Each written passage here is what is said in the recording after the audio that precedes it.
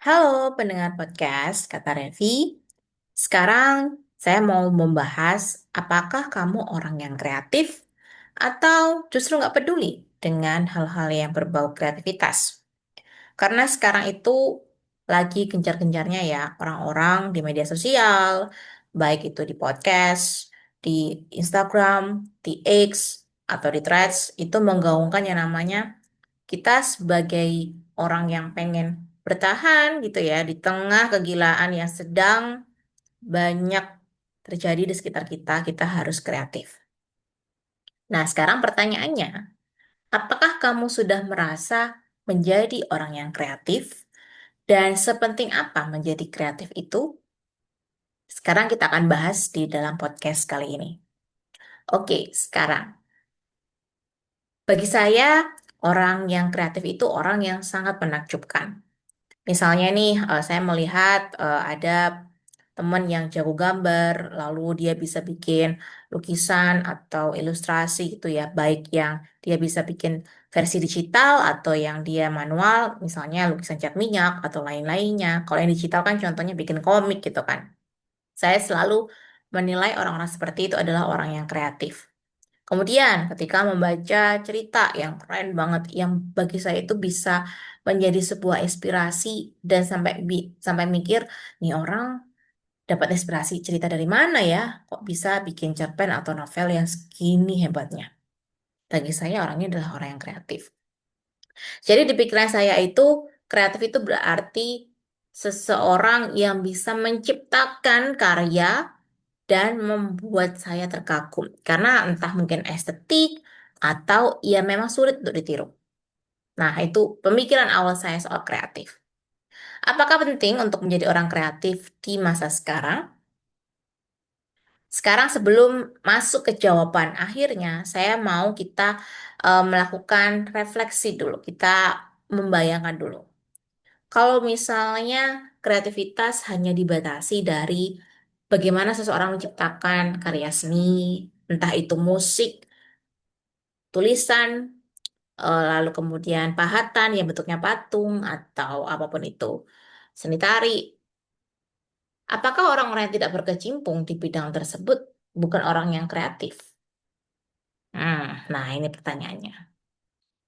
Lalu akhirnya dari renungan tersebut, saya menemukan jawabannya dari sekitar. Contohnya ketika suatu hari ketika saya menemukan kesulitan gitu ya, lalu saya curhat gitu ke mama saya. Mama saya lalu bilang, kamu tuh harus kreatif gitu supaya punya solusi. Kalau misalnya kamu nggak bisa menyelesaikan masalah A, gunakan dong pikiranmu. Kira-kira apa yang harus kamu lakukan kalau kamu ketemu hambatan seperti ini? Kamu punya plan B nggak? Kamu punya rencana untuk ngasih backingan nggak? Misalnya kalau rencana A gagal, kamu harus kreatif. Nah, dari kata-kata beliau ini yang sering muncul gitu ketika saya butuh arahan gitu ya untuk mencari jawaban atas sebuah masalah. Akhirnya saya menemukan sebuah pencerahan baru. Ternyata kreativitas itu bukan sesuatu yang sifatnya hanya inventing atau menemukan atau creating art gitu ya, atau menciptakan seni. Jadi intinya untuk menjawab pertanyaan yang saya utarakan di awal tadi, kesimpulannya adalah setiap orang perlu menjadi orang yang kreatif. Alasannya, karena kreativitas itu adalah bagaimana seseorang bisa menemukan solusi atas masalah yang mereka hadapi. Jadi mereka tidak harus menjadi orang yang berkecimpung di bidang seni. Kamu nggak harus jadi penulis, kamu nggak harus jadi digital creator, kamu juga nggak harus jadi pebisnis gitu ya, untuk bisa disebut sebagai orang yang kreatif. Kita cukup belajar untuk menjadi orang yang tahu caranya menghadapi masalah dan mencari solusinya. Kadang-kadang nih kita memang butuh bantuan orang lain gitu ya. Tapi kan tetap keputusan akhir itu ada di dalam pikiran kita yang akhirnya terwujud lewat tindakan. Apalagi di tengah situasi serba tidak menentu ya kan. kurs rupiah yang semakin anjlok, lalu kabar-kabar di luar geopolitik yang juga tidak ramah gitu ya. Kalau kita terlalu banyak exposure, kita tidak membatasi dan kita tidak meregulasi emosi, akhirnya kan kita jadinya suntuk gitu. Untuk menjadi kreatif itu kan susah karena kita hanya melihat kesulitannya saja.